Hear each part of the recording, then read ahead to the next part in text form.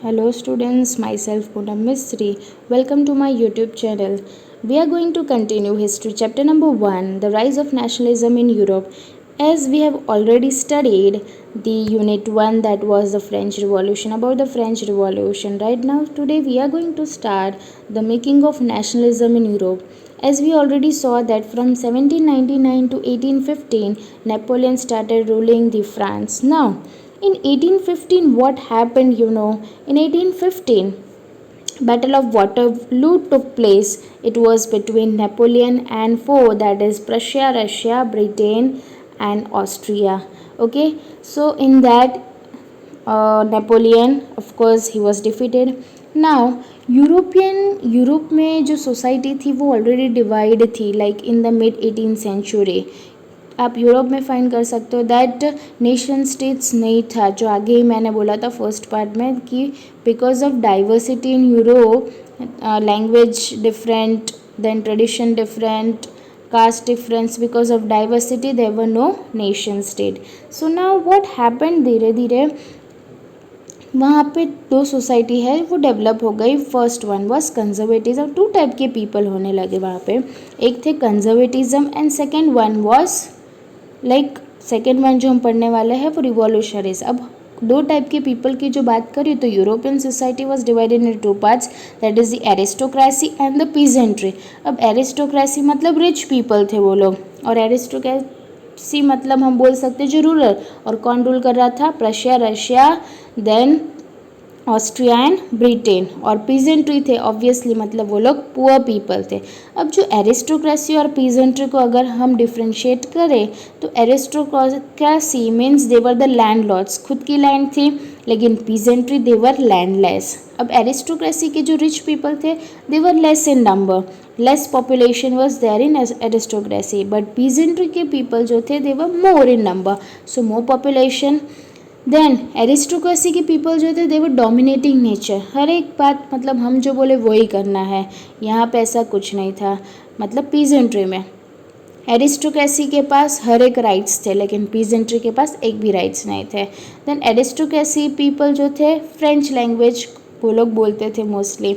Then aristocracy के people they were having small groups in the family were connected, like जिसके भी marriage होते तो अंदर अंदर ही हो जाते थे, वैसे फैमिलीज कनेक्टेड थे and they were in unity. But what about the peasants? Peasants जो थे they looked after the land of aristocracy. Aristocracy की जो लैंड थी वो पीजेंट्स ही ध्यान रखते थे. अब धीरे धीरे धीरे आफ्टर ग्रोथ होने लगा. After that in 19th century एक न्यू मिडिल क्लास सोसाइटी है वो डेवलप हुए.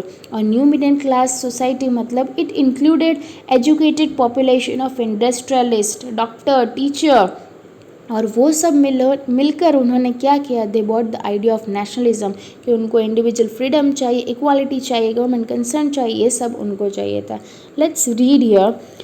Germany, Italy and Switzerland were divided into kingdoms, duchies and cantons. Rulers had their duchies मतलब जो territory of the Dutch people, and cantons means सब division of the country, ये जिसके territories थे. Now when we start about the aristocracy and the new middle class, as I have already discussed, the aristocracy was the dominant class on the continent politically and socially. The majority of the population was made up of peasantry. Industrialization began in England in the second half of the 18th century.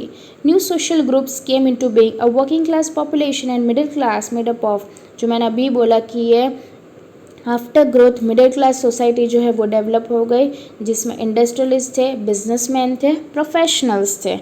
अब उन्होंने मिलकर क्या किया? What did liberal nationalism stand for? अब ये term जो है liberalism, it derives from the Latin root liber, it means free. The right to vote and to get elected was granted exclusively to property owing man. उनको individual freedom चाहिए था. अब मैं आपको शॉर्ट में बोल दूँ कि लिबरल नेशनलिज्म जो थे उनको क्या चाहिए था? तो ये जो पीपल थे they wanted individual freedom, they wanted equality before law, फिर गवर्नमेंट विद पीपल अग्रीमेंट चाहिए, फिर वो चाहते थे कि ऑटोक्रेसी जो रूल है वो एंड हो जाए एंड क्लरिकल प्रिविलेजेस जो है वो उनको मिल जाए, और they wanted constitution and representative government उनको चाहिए था. So this was all they wanted. Now In 1834, what happened? That is, custom union was formed, and Zollverein was formed at the initiative of Prussia and joined by most of the German states. पहले custom union जो है वो ज़ोलवेरेन नाम का जो है वो प्रशिया ने स्टार्ट किया और उसके बाद में बहुत सारे जर्मन स्टेट्स ने भी उसको इंक्लूड कर लिया था. The union abolished tariff barrier. It is a one type of tax like tariff barriers जो है and reduce the number of currencies from over 30 to 2. और उससे क्या हो गया, टैरिफ बैरियर की वजह से वो करेंसी की जो वैल्यू है वो 30 से 2 तक आ गया, मतलब बहुत डिक्रीज हो गया. लाइक अब ज़ोलवेरेन को डिटेल में बोलो तो it is a custom union of German state. Okay, 1834 में जो फॉर्म हुआ था, पहले प्रशिया ने किया था, बाद में जर्मन के सब स्टेट ने. फिर ये लेकिन पूरे यूनियन ने, पूरे कंट्री ने है ना, ये टैरिफ बैरियर्स को एबॉलिश कर दिया और उसके वजह से करेंसी जो है वो 30 से 2 पर चली गई थी. अब नया नेटवर्क स्टार्ट हुआ of railways, further stimulated mobility, harnessing economic interest to national unification. A wave of economic nationalism strengthen the wider nationalist sentiments growing at the. धीरे धीरे नेशनलिज्म जो है वो स्ट्रेंथन होने लगा था. अब हम आगे पढ़े तो न्यू कंजर्वेटिज्म. न्यू कंजर्वेटिज्म के बारे में पढ़े तो इन 1815 European governments were driven by spirit of conservatism. अब कंजर्वेटिज्म मतलब क्या, जो रूल कर रहे थे वो बिलीव करते थे मोनार्की में, चर्च में, सोशल हायरार्कीज में, प्रॉपर्टी में and family should be preserve. वो लोग बस अपना ही देखते थे. फिर वो लोग ऐसा सोचते थे मोनार्की होना चाहिए, ये सब रूल्स पहले के होने चाहिए, कल्चर होना चाहिए, प्रॉपर्टी होनी चाहिए. A modern army and efficient bureaucracy, जहाँ पे कोई रूल करे. अ डायनामिक इकोनॉमी, जो कभी भी चेंज ना हो. The abolition of feudalism and serfdom could strengthen. अब ये सर्फडम यहाँ पे क्या है, तो सर्फडम जो है उसके बारे में हम पढ़ेंगे कि सर्फडम जो पहले के पीपल जो थे, लेबरर्स, पीजेंट्स जैसे काम करते हैं, उसके बारे में बोला है. Then what they have said could strengthen the autocratic monarchies of Europe. In 1815, representatives of the European powers, Britain, Russia, Prussia and Austria met in Vienna to draw up a settlement for Europe. अब ये 1815 की वो लोग बात करें तो हमें already पता है कि 1815 में नेपोलियन 1815 तक तो रूल कर ही रहा था, लेकिन ये 4 जन आए, Prussia, Russia, Britain and Austria, वो लोग वियन्ना में मिले. फिर पहले तो क्या हुआ कि वियन्ना में नहीं मिले, वो लोग के बीच में पहले बैटल हुआ था, फिर वो हार गए. अब ये 4 के बीच में सब आया तो वो लोग वियन्ना में मिले और फिर सेटलमेंट करने के लिए उनका क्या हुआ, नेपोलियन तो ऑलरेडी ख़त्म हो गया था, वो बैटल लो ख़त्म हो गया. अब ट्रीटी ऑफ वियन्ना में उन्होंने जो पीस ट्रीटी साइन की थी उसमें फर्स्ट था कि बर्बन डिनेस्टी जो थी वो फ्रांस में चली गई थी, वो फिर से उन्होंने रिस्टोर कर दी. Second thing is states set upon boundaries of France. जो स्टेट्स सेट हुए थे फ्रांस के बाउंड्री में तो उन्होंने उनको अच्छे से सेटअप कर दिया सो दैट फ्रांस का एक्सपेंशन ना हो फर्दर. फिर अगर प्रशिया की बात करें तो Prussia got territories on western part, उसको टेरिटरीज मिल गई. ऑस्ट्रिया की बात करें तो उसको नॉर्थ इटली में पार्ट मिल गया. रशिया की बात करें तो पोलैंड मिल गया. सो और 6th पॉइंट इज कि कॉन्फेडरेशन ऑफ 39 स्टेट्स, ये सब मिलकर कॉन्फेडरेशन ऑफ 39 स्टेट्स बन गया था. ये न्यू कंजर्वेटिज्म जो है वो बना था. The Bourbon dynasty was restored to power and France lost the territories it had annexed under Napoleon. और फिर जो major issues taken up by liberal nationalist who criticize the new conservative order was freedom of the press. जो ले लिया था वो freedom of the press was again taken at. Next come the revolutionaries. Now in 1815 revolutionaries में क्या हुआ था, secret societies were formed in many European states to train revolutionaries. और उनका एम क्या था, to spread idea of nationalism. ये secret society जो फॉर्म हुई थी, revolutionaries group for freedom, group of people and like they were fighting for liberty.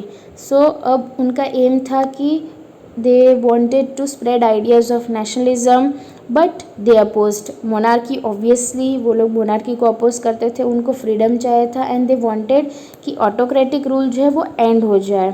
और last में उन्होंने सोचा कि नेशन स्टेट्स को बनाना ही चाहिए, that is necessary. Nation states बनेगा तो ही तो different type people like different language speaking people, different culture के पीपल, डिफरेंट ट्रेडिशन पीपल, वो लोग साथ में मिल जाएंगे. So they wanted this thing, revolutionaries में है। उसके बाद one such individual was the Italian revolution. ये जो रिवॉल्यूशनरीज में से एक पर्सन था, that was Giuseppe Mazzini. He was born in Genoa in 1807. Now he already founded like two more underground societies. एक था यंग इटली इन मार्सल्स, उसने ऑलरेडी 2 अंडरग्राउंड सोसाइटीज़ जो है वो फाइंड आउट कर ली थी मार्सल्स में। Secondly he also founded Young Europe in Bern whose members were like minded young man. उसने दूसरी जो फाइंड आउट की थी इन बर्न, जिसके मेंबर्स जो थे like minded young man from Poland, France, Italy and German states. और वो क्या बिलीव करते थे? They believed in unification of Italy.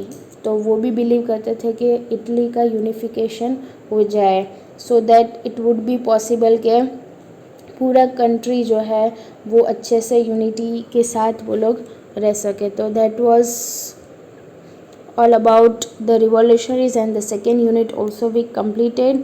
If you enjoyed watching my video, please do like and subscribe my channel. Thank you for watching my video.